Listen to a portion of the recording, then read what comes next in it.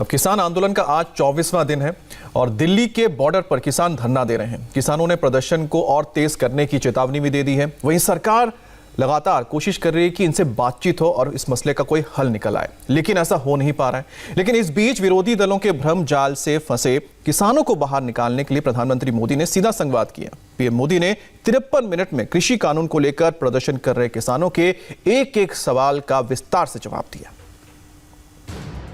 शीत लहर चल रही है। 5 डिग्री सेल्सियस से कम तापमान में किसान दिल्ली बॉर्डर पर डटे हैं। किसानों की एक ही मांग है और वो ये कि कृषि कानून वापस होना चाहिए, क्योंकि ये कानून किसानों के खिलाफ है। इससे किसानों को मिलने वाली एमएसपी बंद हो जाएगी, मंडियां खत्म हो जाएंगी, किसानों की जमीनों पर कॉन्ट्रैक्ट कंपनियों का कब्जा होगा। विरोधी दलों ने किसानों को अपनी बातों में ऐसा फंसाया कि वो सरकार की बात पर यकीन करने को राजी नहीं है। इस भ्रमजाल को काटने के लिए पीएम मोदी शुक्रवार को किसानों के बीच आए।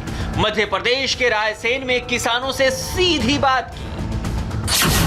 जो हुआ ही नहीं है, जो होने वाला ही नहीं है, उसका भ्रम और डर फैलाने वाली जमात से आप सतर्क रहिए।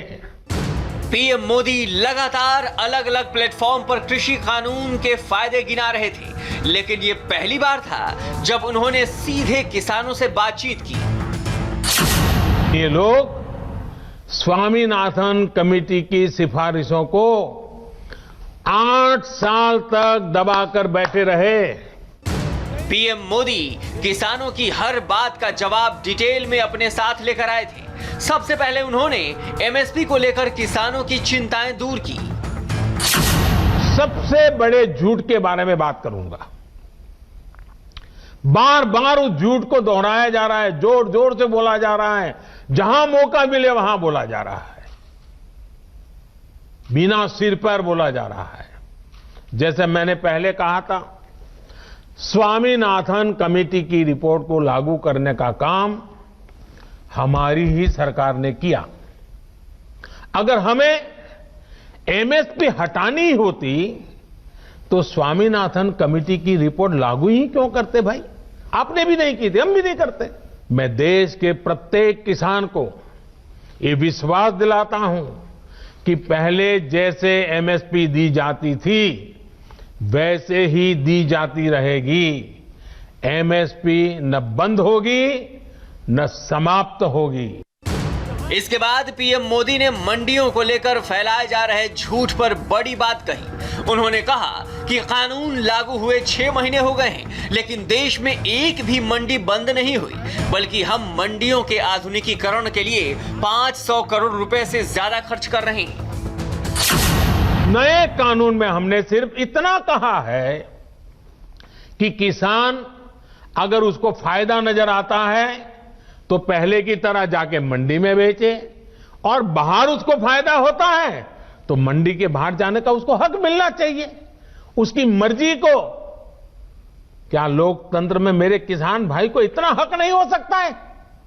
अब जहां किसान को लाभ मिलेगा वहां वो अपनी उपज बेचेगा। मंडी भी चालू है, मंडी में भी आकर के बेच सकता है। जो पहले था वो भी कर सकता है। कृषि कानून में किसानों को कॉन्ट्रैक्ट फार्मिंग पर बड़ा ऐतराज है। पीएम मोदी ने कॉन्ट्रैक्ट फार्मिंग को लेकर भी किसानों की हर चिंता का समाधान किया। हमने कानूनन तय किया है कि किसान से एग्रीमेंट करने वाला अपनी जिम्मेदारी से भाग नहीं पाएगा। साथियों, फार्मिंग एग्रीमेंट में सिर्फ फसलों या उपज का समझौता होता है। जमीन किसान के ही पास रहती है। एग्रीमेंट और जमीन का कोई लेना देना नहीं है। प्राकृतिक आपदा आ जाए तो भी एग्रीमेंट के अनुसार किसान को पूरे पैसे मिलते हैं। इसके बाद पीएम ने बड़ी बात कही। साफ साफ कहा कि अगर किसी पॉइंट पर बदलाव की जरूरत होगी तो उसकी गुंजाइश कानून में रखी गई है। अगर किसी को कोई आशंका है तो हम सर झुकाकर किसान भाइयों के सामने हाथ जोड़कर बहुत ही विनम्रता के साथ देश के किसान के हित में उनकी चिंता का निराकरण करने के लिए हर मुद्दे पर बात करने के लिए तैयार हैं।